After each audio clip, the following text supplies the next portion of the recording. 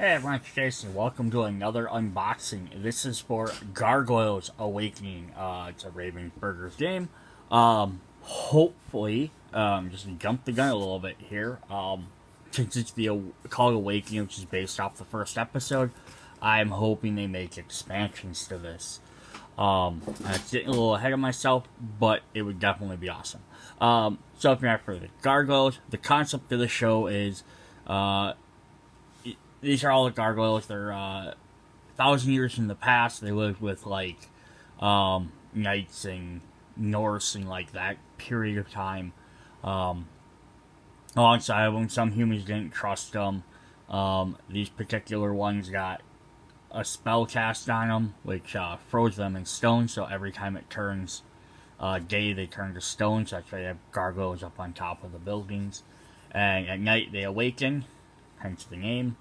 And then the story follows them in modern times, trying to cope with their clan not being around anymore, which they get into other things where they find more gargoyles that did survive over the course of the 3 seasons.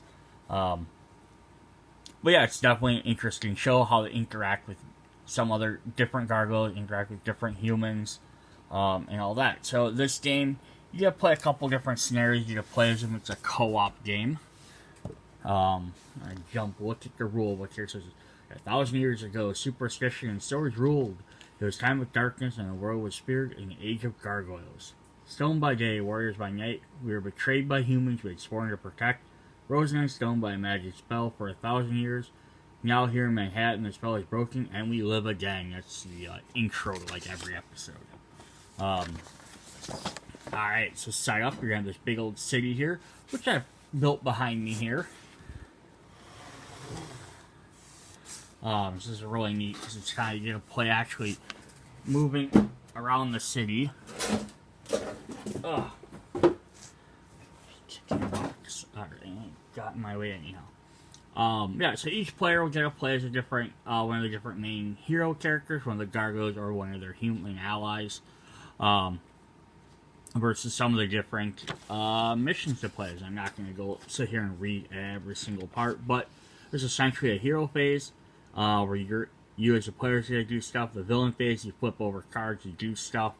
And then the refresh phase, which if players need more cards. This does have a neat day and night mechanic to it. So certain things that you can only do at night, or certain things that happen during the day. Like the gargoyles get turn to stone, so they can't activate during the day, but they get that chance to heal. It's just kind of neat. And I'm not going to jump into every single specific of the game. Kind of look at them when we get there. But we're going to have a character card. Each player's going to have their own specific card, which has different stats, so they're not all the same. And then you have a little deck of cards that's just specific to each character, which have different things you can do as well. Moving around the board, attacking various enemies, climbing up in buildings, gliding down, which is really neat. It's actually a pretty well designed book. And then on the bottom of the board here, there's these little pictures that show crescent moons. This is where you play the characters. So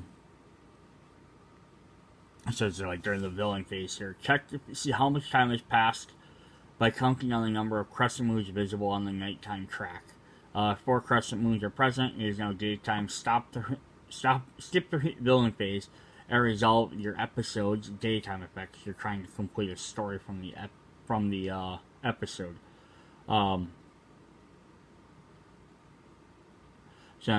basically, if you play a specific one at night, you play down there, and then after all 4 phases of the moon, then it becomes day. So it's a neat little mechanic. And the villains have special effects they get to do. And then here's the 4 episodes. It's kind of neat. It explains what components you're going to need, the villain's health, some special rules, win or lose. And they're based off of various episodes. Each one has their own little deck. And here's a little guide to building all the buildings. My only concern about this is that they're not going to fit in the box built. So you're going to have to take them back apart to put them back in the box if you want. which, not a big deal. They pop apart pretty easy. My concern is some of these ones like this that have little bendy corners. Is if you're in and out of the box too often. Like, if you're playing this game frequently, you're probably just going to want to find a different way to store it. If you pull this game out once every couple of months, it might not be bad, but you gotta be careful, because if you, basically you rip any of them corners, yeah, you're not going to be able to do anything. You're not be able to play anymore. And the game's based on this big giant grid, so you can see there's letters down here at the bottom, A through J, and on the side there's numbers 1 through 10. There will be cards that say go to this one, go to that one. All the little characters, heroes have their own miniatures. The two bad guys, I don't know, for a reason, they're the main two bad guys don't have their own miniatures. I get not giving them to every single character. But, yeah, it's kind of odd they didn't give them to all of them. And then some of the buildings, so they have, like, this one here, so this is a studio building. And then they just have two different multi-level ones, so this one here and the one way back in the corner there. Then the other two are kind of more specific. So we have the police station over here with the police clock tower. So throughout the course of the show, the heroes eventually, because Eliza is the one human, she's a cop, so she works there, and then the Gargoyles eventually make the clock tower their home. Originally, though, they are in this big castle up here, which is Xanatosis. He's one of the main bad guys. That's this guy right here. Whoops. I do like, though, how he's double-sided. Like, at least they made him that way, instead of just having him be, like, one side either way. But this is the RI building, or Erie building. I might be pronouncing that wrong. It's, E-Y-R-E-I. I just don't recall hearing him say the name of the building terribly often. But this is his basic, like, his corporate headquarters, which is really neat. I'm gonna pop it off the board quick. So you notice to see on the bottom here, they're gonna have the base where they go in, and then when you're building them, they're gonna be color coded. So the yellow building goes to the yellow, blue goes to blue, purple to purple. Just so if you're having some confusion on where to put them. I mean, it's not terrible. But no, up here on the... Let me get that over there. So this is the top of the building. So there's a giant castle, and then, like, here's, like, a 2D version of the castle. This is the Gargoyles' original castle from 1,000 years in the past. So Xanatos brought it over from, like, England, Scottish area, wherever. I'm not sure exactly which part they were from. And it was kind of vague. Or it's exact, and I just don't remember. But yeah, he brought their castle over, and it inadvertently broke the spell, because it said they wouldn't awaken until they were above the clouds, which I think, like, old time is like, what if they're dead?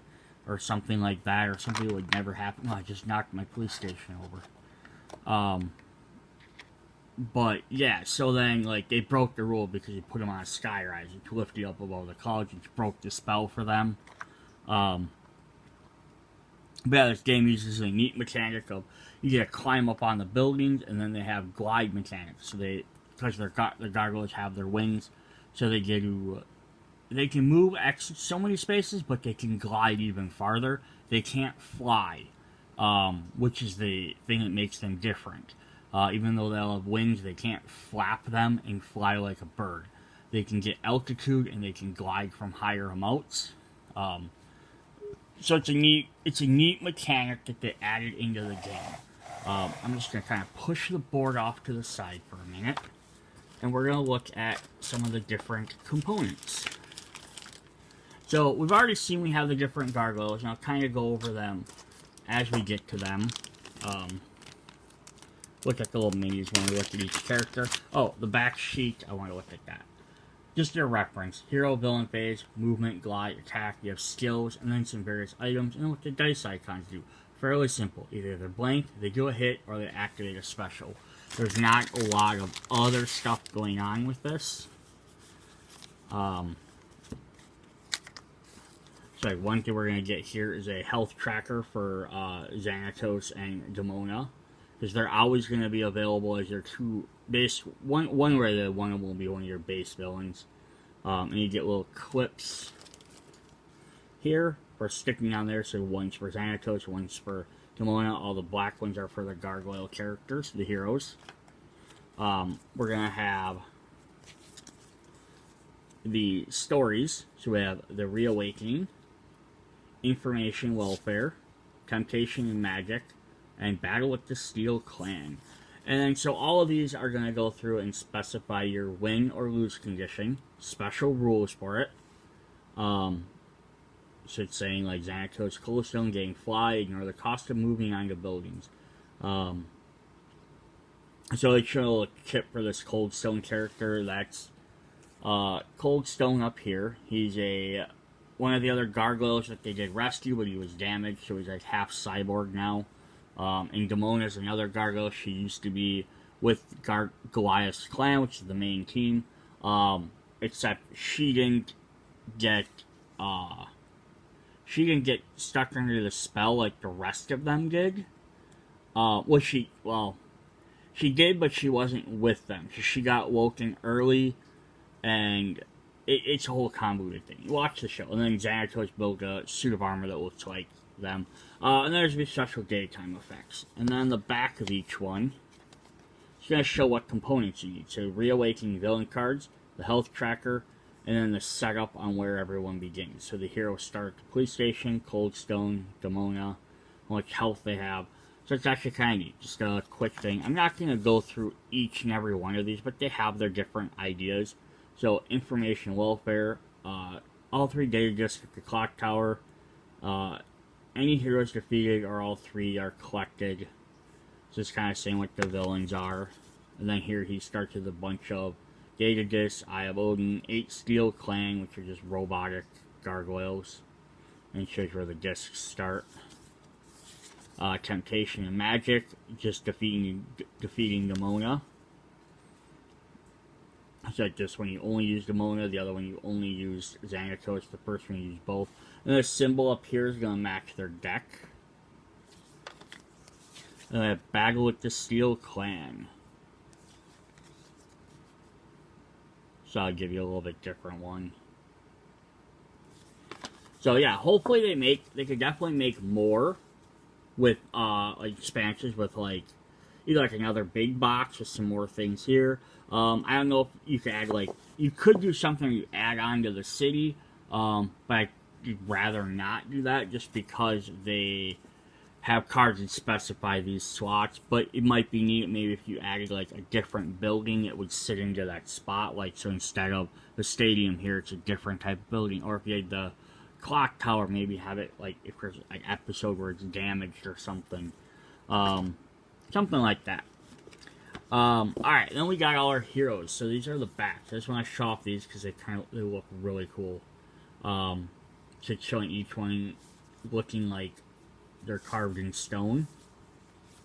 Until you get to the human character, which doesn't, which I thought was also a little neat effect.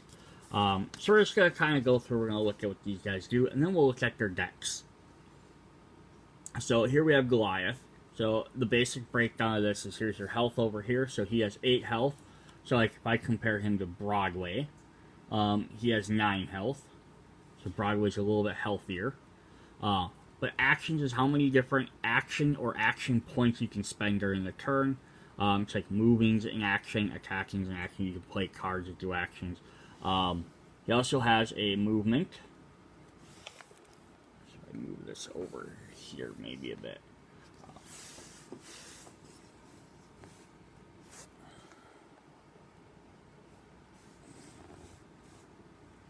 There we go. Trying to get some of that glare out of there. Yeah, so he's going to have, I'll zoom in a bit. He has movement of 2, so he can move 2 spaces. He has a glide of 4, though, so he can glide pretty far, and he has attack of 3. And when you're moving, so like, for example, I have, zoom out a little bit. So here we have Goliath here.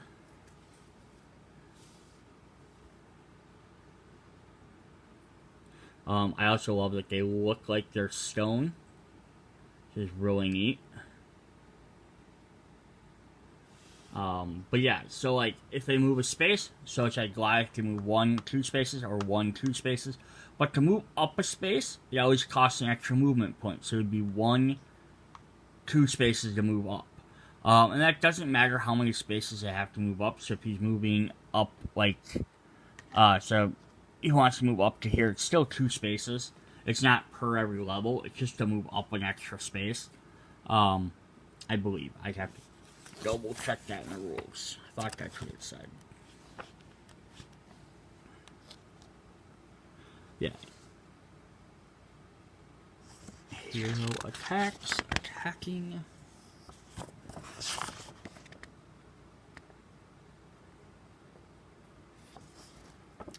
Here's your 1 action point to move the number of spaces indicated. Heroes may move to any adjacent space, including diagonals, where you may not move through a space that contains another character.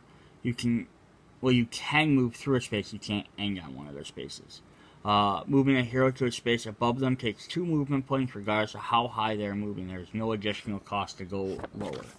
So yeah, so Goliath can't climb up as fast as maybe some of the other characters will, but he can glide faster, he attacks a little bit stronger, because he's kind of like the big beefy guy of the team.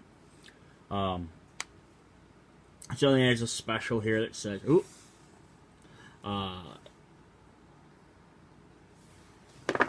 and I knocked everything over.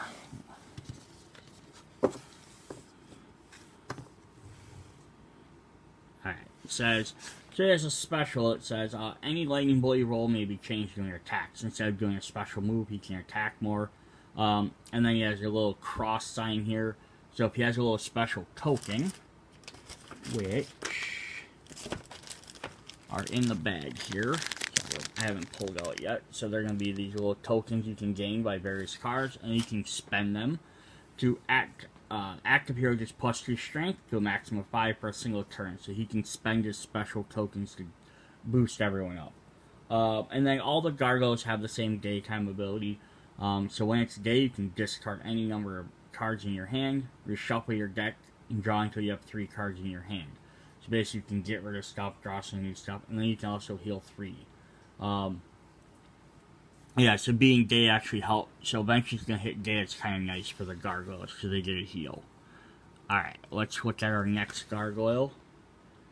So we're going to have Broadway. So the other lore with Gargoyles is Goliath was the leader of the clan. He's the only one that had a name. And then Demona kind of got one later on because people thought she was, stuff she did, they thought she was like being a demon, so they got her that way. All the rest of the main Gargoyles on the team, when they woke up in New York in the present day, which would probably be like the 90s for this show, they took names based on various streets around New York. So that's why we have Broadway. I'm just going to swing through them quick. We have Brooklyn, Hudson, and Lexington. And the last one we don't show on here that's part of the team, but he is in some of the other cards, is their kind of like dog, which is Bronx. So they took them from various locations around town. And then other Gargoyles from other places, when they introduce them, all have names as well. So he also has 3 actions. He has 2 movement, 4 glide, but he has 1 less attack. But he can choose to heal for a special, or he can spend 2 to heal. So Broadway's kind of like he's the bigger, big lovable guy. So he's like always eating and like kind of curious about some of the stuff that's like wants to watch what's on the television. He becomes really good friends with Eliza, which is the cop, the human that works with them. But yeah, so he kind of gets that from the healing. He's like the caring member. Then we have Brooklyn, who the like rookie upstart of the team, kind of wants to be the leader. Not like in I'm gonna like take out Goliath and become him, but he's like kind of like he's trying to step up to be like the next in charge. So he has 7 health, a little bit less because he's a smaller guy. A little bit smaller. He's not as big as Broadway or Goliath. Definitely, I love that they all have different poses as well. But he's like the impetuous one. So if you want to like relate these to like the Ninja Turtles, which if that helps for some people, Goliath is sort of like the Leonardo. He's the leader. He's calm. He's usually collective. Brooklyn would be Raphael. I mean, matches the red. Impulsive. First, you jump into a fight. Broadway would be like Michelangelo. He's the lovable, fun guy. So he has 3 movement, which is a little bit better than everybody else because he's a little bit nimbler. He can glide 5, again, because he's lighter. He only has 2 attack. His special move is move 1 hero up 2 spaces, or the active hero may move 2 spaces. So Goliath is going to help attack, Broadway is going to help heal, Brooklyn's going to help move people around. Up next we have Hudson. He's the old guy of the group. He's the mentor, so he'd be kind of like the Splinter of the group. Guy used to be the clan leader and then stepped down at some point. The old timer has all the stories and stuff. He's actually kind of funny in the show because where everyone else is like, let's go out and discover all the the young ones are all like kids essentially. They're teenagers. So they want to go out and discover and figure out. He's like, yeah, I'm gonna sit here and watch Bronx and watch this television. So he has 8 health, pretty good. 3 actions, 2 move because he's a little bit bigger guy. 4 glide, but he also has 3 attack. His specials are choose a hero to draw a card, or select the hero may draw 2 cards. So again, knowledge. Knowledge, so it helps him figure out what's going on. And then we have Lexington, who's the tiny one of the group. And they're all different designs too, which also makes him neat. They're not all they're all standard. So he's got inner wings, versus the other ones kind of have outside wings that go off there, but they're different sizes, different shapes. Lexington would be the Donatello of the group. He's the brainy one. He wants to know more stuff. He finds out about computers and wants to learn how to do stuff. And you'll see these things reflected in their cards, their deck tab. So he has 6 health because he's a scrawny one, so he has less health. He has 4 actions, so he gains an extra point. 3 move, 5 glide, 2 attack. His special, choose a hero to gain a skill token and activate. The active hero gains 1 action point, so it helps you do more stuff. So he's a good support character. And then finally, our 6th character, 1, 2, 3, 4, 5, 6, is we have the human Eliza.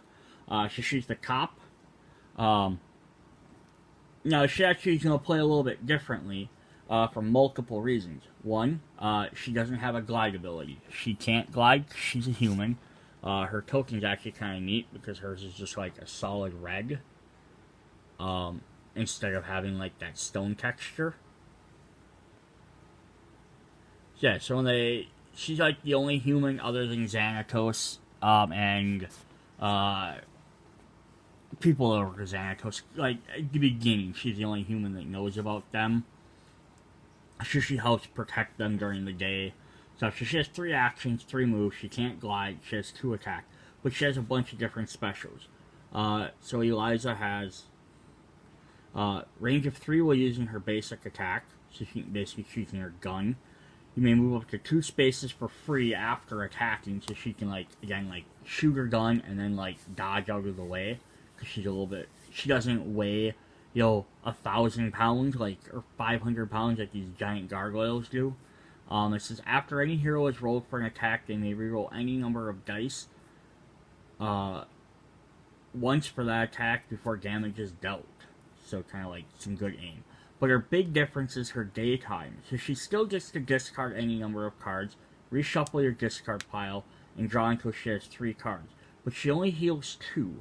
She doesn't heal as well as the gargoyles do. But she also gains 1 skill token, because she's active during the day. It's just kind of neat. Alright, so that is our heroes. We're going to jump in We're going to look at their decks in just a minute. I just want to look at the last of the tokens here. So we saw the little skill tokens. You're going to get a bunch of these to use for various things. But then you're going to have... I don't know if I can set these up there.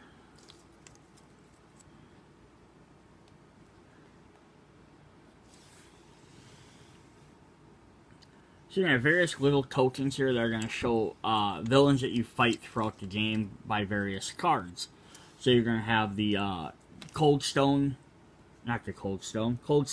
Troopers, which have 3 movement, 2 attack, or you're going to have some Bikers, which have 3 movement, 3 attack. They're all the same, so you get several of each token. So like, all these guys, all the Steel Clan guys are going to be the exact same. All the Bikers are going to be the same. And they're just cards that let you play certain ones. And then if you flip them over, they just have a red side that's like showing that they've been injured. Which I think they only get like 2 hits, if I'm correct. That's how you know which one. So then we also have Cold Stone. And we have a special green one, which I don't remember what that one's for. But that's just another different one you can use. Different missions or quests will affect them. I don't think any of them specify that one. Oh, it's an enslaved token. So that's an enslaved Goliath. Or it could be any gargoyle, I suppose. And that's for one of Damona's. I see if it's specified. No, it just says it's an enslaved one. It doesn't say who it has to be. So that's those ones. Now this one doesn't have a red backside. And then his does, but it doesn't get rid of his artwork because he's not defeated right away. I think that's why. Then the other little tokens we have is we have the Grimoire, and then we have some of these discs. So you get 3 of the discs, which are for the missions. And this is a magical book they're fighting over throughout the thing. It's, you know, different on the other side. Big old floppy disk, just to show off the time. It was the 90s. And then there's also this magical eye. They're different tokens that you collect throughout the game. Or very. And you're also going to get 6 special die. So they're going to have 2 blank sides, 1 side with a lightning bolt, and 3 sides with attacks. And that'll just dictate what you get to do when you get that stuff. So first, before we look at the Gargoyle decks, we're going to look at the story decks. So, I guess slight spoilers if you are worried about what's in here. So they're going to have different backs based on which set they belong to, so which story they go to. Just so you can keep track. Some might have a few more cards than the others. Just based on what you need to be able to do or which cards you need. And then some are also going to repeat. So we're going to look at, this is for... Nope.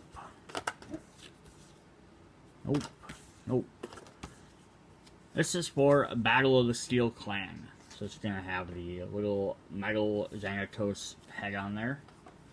So you're going to get a Steel Clan strike. So activate all Steel Clans. This is going to let them do their attack or movement abilities. That's why nothing special is listed on there. I'm going to get a couple of those. We're going to have Focus Strike. So this adds one of the Nighttime Crescents. So let's choose a Steel Clan and activates with +1 move and 2 strength for this turn. One thing I love about this is this is all like brand new artwork. They could have easily just took screen caps from the show, and I would have been fine with that. But they drew brand new pictures for all these cards, which is friggin' incredible. We have Laser Barrage. So this lets Xanatos basically do 2 damage, or move 2, do damage, or 4 ranged.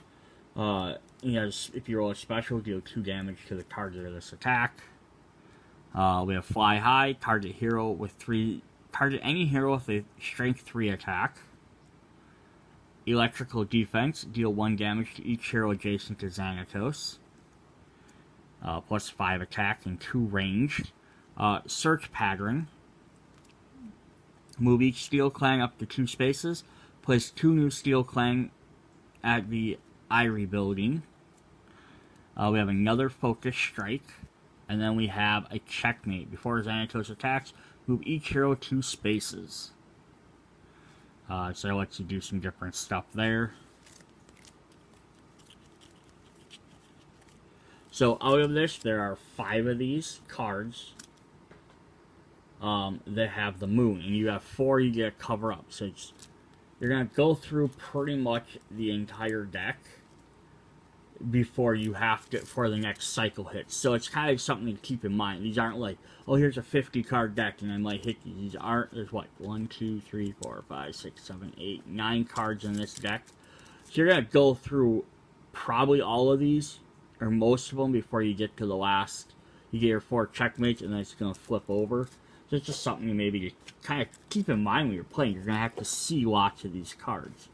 So up next we'll do the Temptation and Magic, which has the little like magical symbol on there. This is a Demona one. So this one has 1, 2, 3, 4, 5, 6, 7, 8, 9, 10, 11, 12. This one has 13. So that's also, there's different. 1, 2, 3, 4, 5. Yeah, it's still only 5 of them 13. So you're gonna get through most of them again before the daytime or the nighttime shows up. So you're not gonna be doing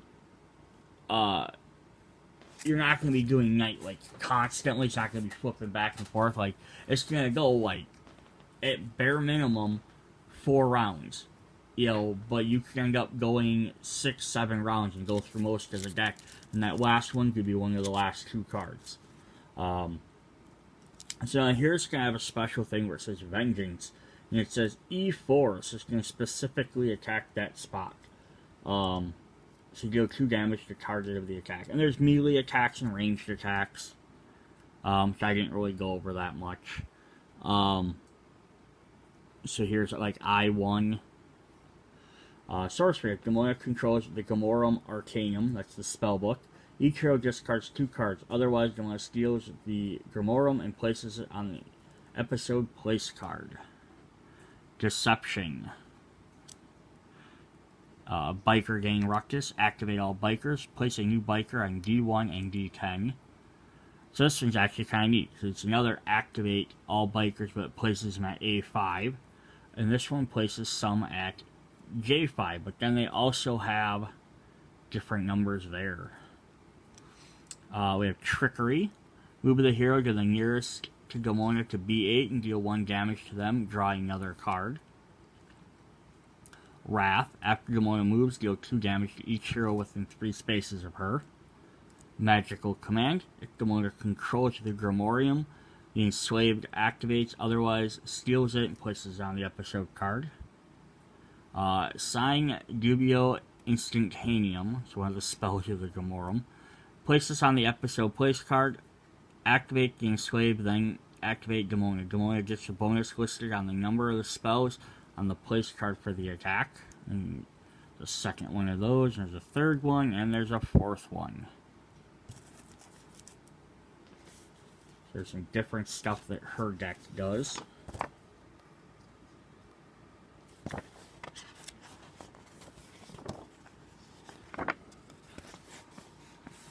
So I just want to look, since we're looking at these cards. So here it says, movement. Some cards cause villains to move to a specific location or attack. If indicated, know any special attack cards they may grant. And then the villain has the same thing, movement and attack. Villains and minions may move any direction. Episode place card indicate the direction which the villains and minions move. While moving towards specific character, item, villains, or minions always move the shortest path possible. So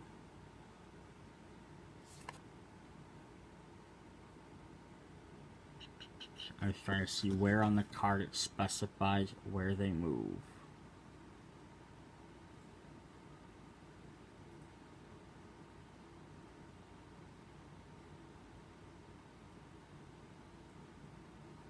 Oh, right there. Okay. So it just says, when the enslave activates, it moves towards and attacks the hero closest to Demona. When Demona activates, she moves to the indicated space, then attacks her closest hero there. So they're all going to have just different effects based on what they need to do.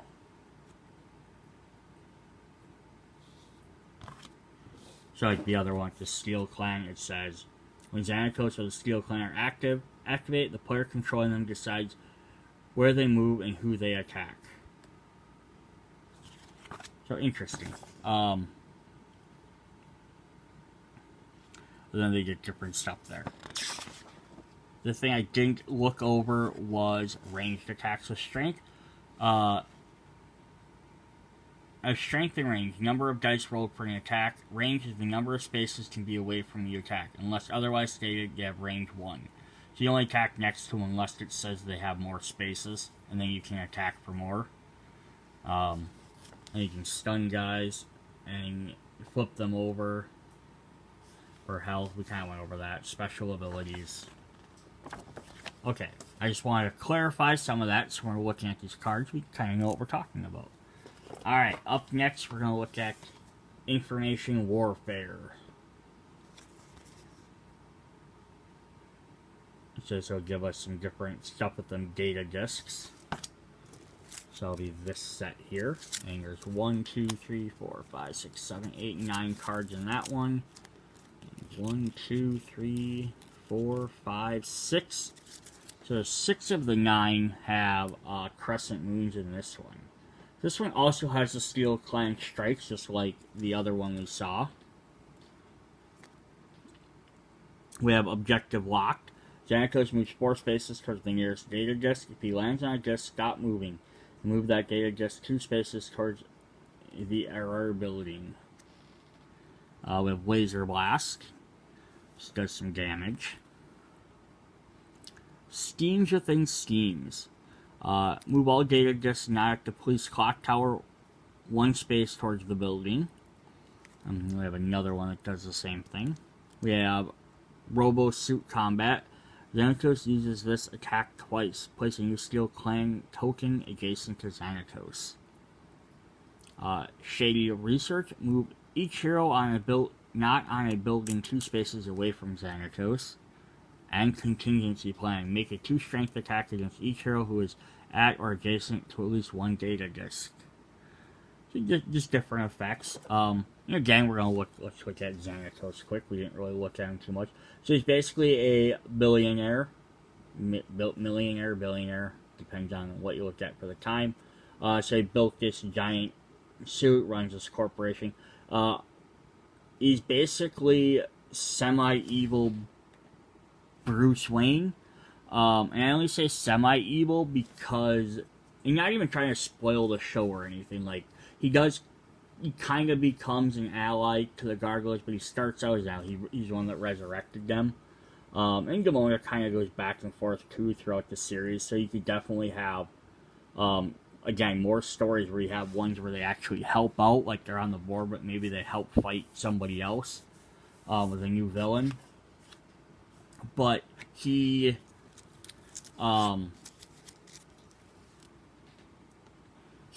kind of not really evil because he does stuff that's kind of shady sometimes, but he's generally trying to help out. Like, he's not, like, actively, like, trying to seek to destroy the Gargoyles. Like, he wants to have them help, and he wants them to save the city and do stuff like that, but he sometimes wants to do it for his own purposes. But overall, he's not like Lex Luthor, I'm gonna take over the world. Like, I related these guys to being like the Ninja Turtles. He's not Shredder. Like, he has a clan of soldiers that are, like the equivalent, like Turtles are ninjas, and then there's a Foot Clan which are ninjas, and he has Steel Clan, which are Mega Gargoyles, but he's not using them to go and attack the city. Like, if anything, he's ever trying to capture the Gargoyles because he wants them not to die. He's trying to keep them safe. There are other characters that become villains. There's plenty of times when Demona's tried to destroy both the Gargoyles and the humans. So here we have Reawakening. This would be the Reawakening of Cold Stone. basically is one of them guys who's just generally, for the most part, he's evil.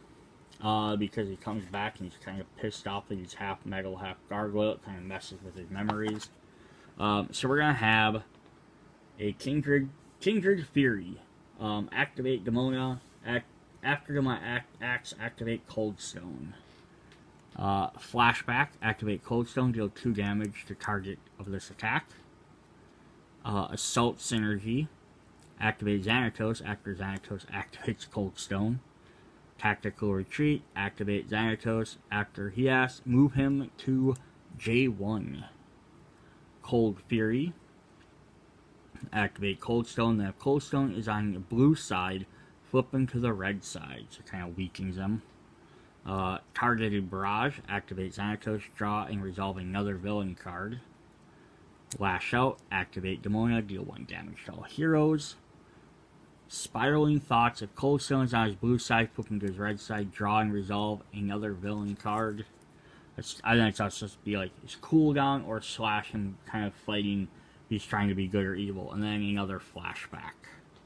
And that one had 1, 2, 3, 4, 5, 6, 7, 8, 9 with 5.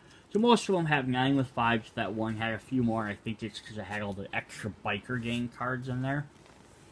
Kind of neat. So I could, again, like, just looking at this, I could definitely see them adding expansions for more characters. There's more villains, more plots to go over. So that's definitely something they could do. So then we have all the decks, and they're going to have the backs that match their big hero boards. So we're going to go through all them. Ooh. I don't put Red Eliza next to Red Brooklyn, and I got them mixed up. Alright, so we're going to look at Goliath first. Now, for the most part, these decks are all unique. There are a couple of crossover cards, but not a ton. So you have Shred, 2 dice, he gains 3 attack.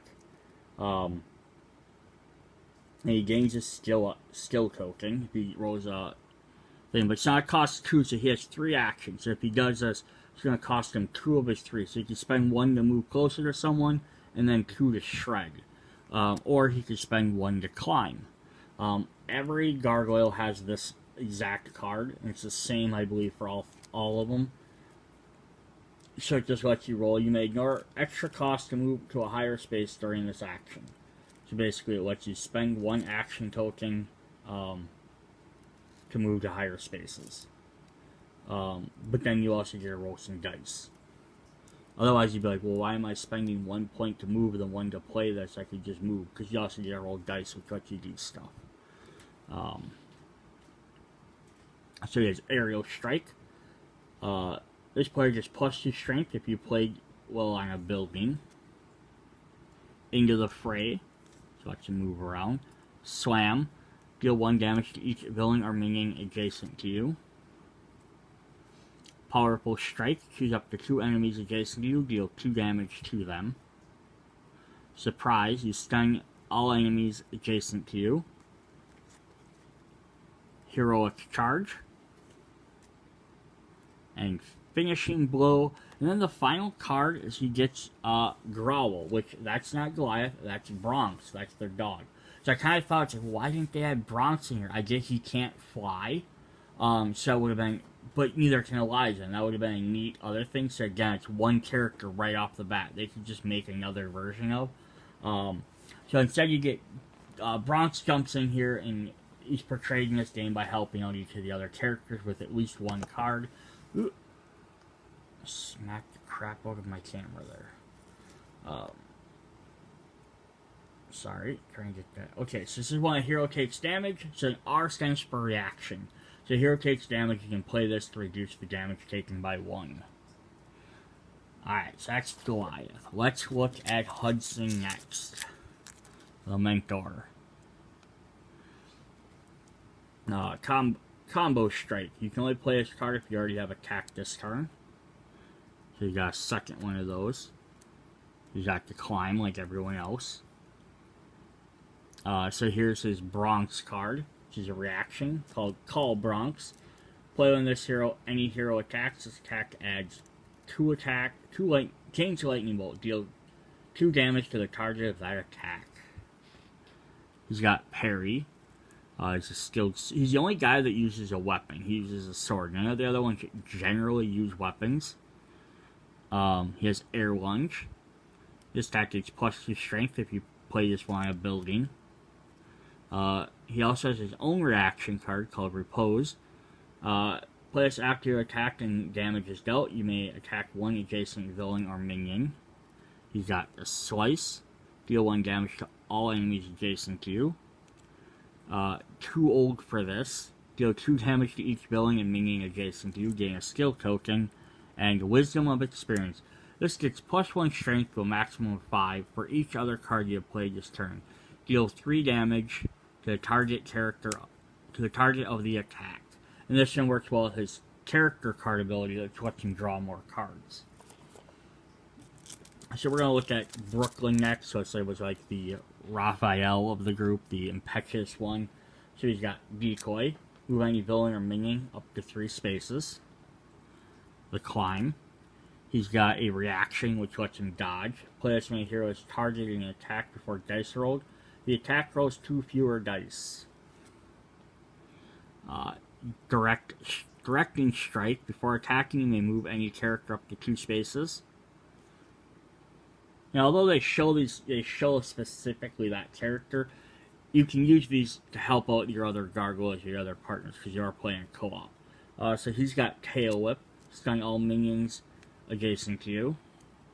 Toss. Move a villain or minion up to 1 space. Choose a hero and gain a skill token. He's got some Teamwork.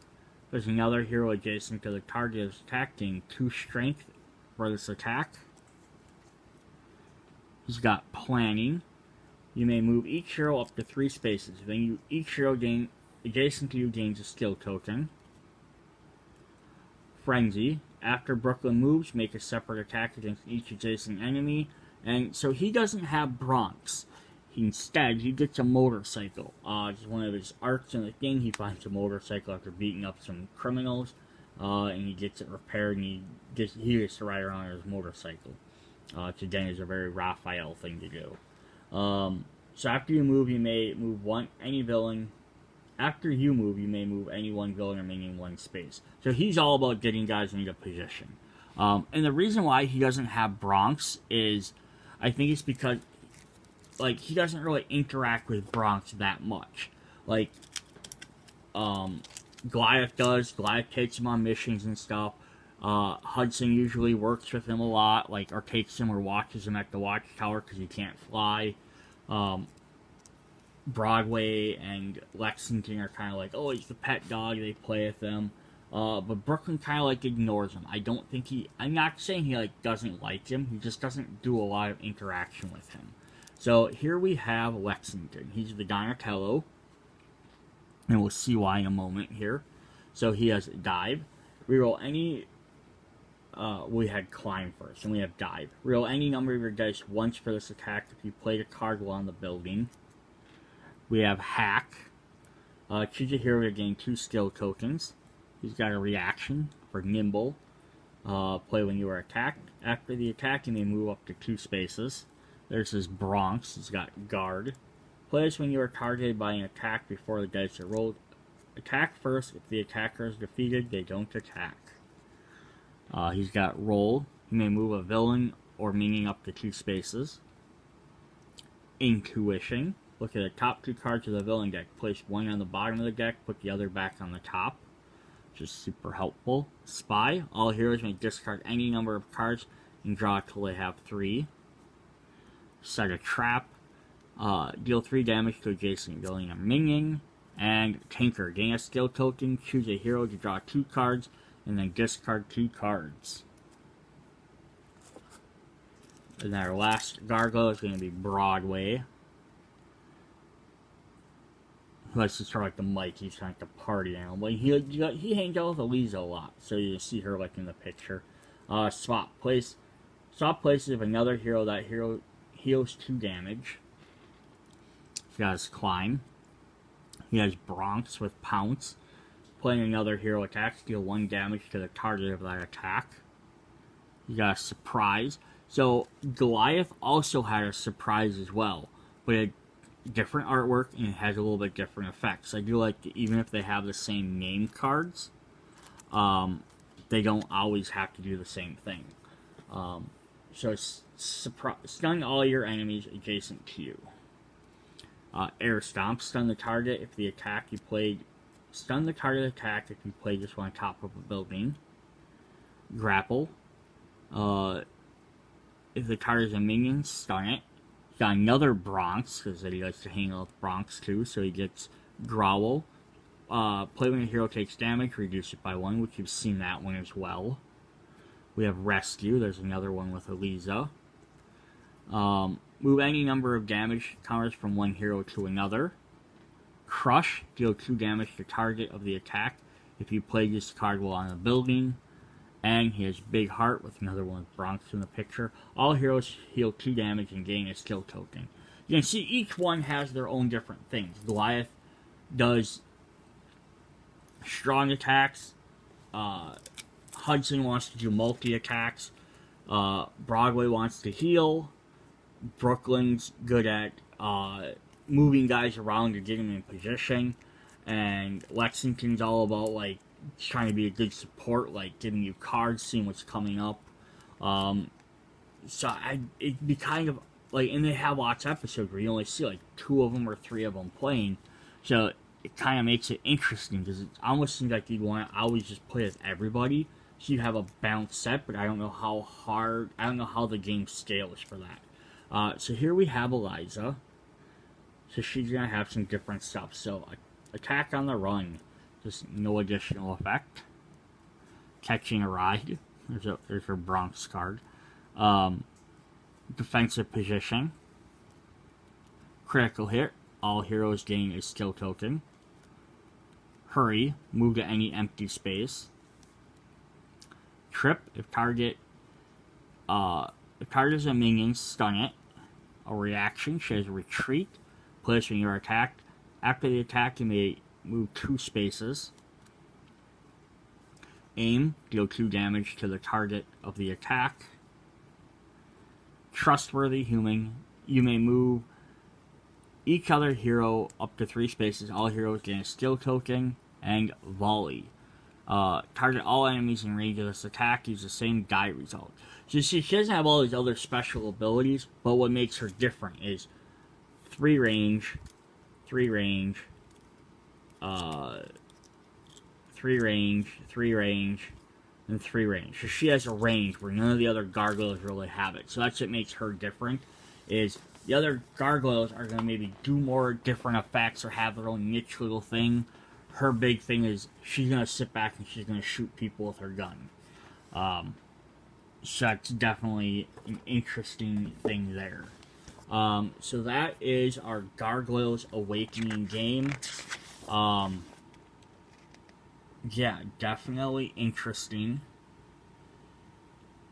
I just see if it said anything about scaling with players. Or if you play with less players. The player who most recently watched a cartoon goes first. I always love them little things in these games, in books where they tell you this stuff. Villain, hero, items. Some episodes have items, a refresh step. And then they have these pages again, which we kind of went over. They just basically retell what's on the card. Yeah, I don't see anything that specifies lowering the difficulty or increasing the difficulty if you have more players. Like even in the example here, like they show all 6 characters out. Which I mean, honestly, like I said, if I was playing, I would almost play as every character every time and just have people control multiple decks. So if you're playing 2 players, have each player play 3 characters. If you're playing 3 players, have, you know, each player take 2 characters. Playing 4 players, have 2 players take 2. Just because then you have all these different options to do. But that'll be interesting. So I'll have to give that a shot sometime, just to see. Of course, it says 2 to 5 players, and there's 6 players, so that's kind of interesting too. So I have to see what other players have to say about it. But yeah, there's Gargoyles The Awakening. Hope you guys enjoyed it. I definitely hope they make expansions for us. Like I said, there's other Gargoyles. They have Angela they could add. They have other villains they could add. Because they have... Oh, why can't I think of his name? There's an evil Goliath that got created. Phalog, because it's Goliath backwards. So he teams up at the end. There's Macbeth, who's from the past, who travel, like, it's interesting character how he works. He works with Demona at one point. He gets, mixed with them, like, the spell entangles them, so if they're near each other and one takes damage, the other one takes damage so they can't kill each other. Demona gets turned into a human during the day. There's the Pride, which are a group of other villains that have like animal-themed names like Hyena and Coyote, and that later on they get turned into like different forms, like one's a gargoyle, one's a robot, which you have multiple versions of them. They visit gargoyles from different eras. They have King Arthur. There's so much content, and that's just even like in the first 2 seasons. That's not even through all 3 seasons.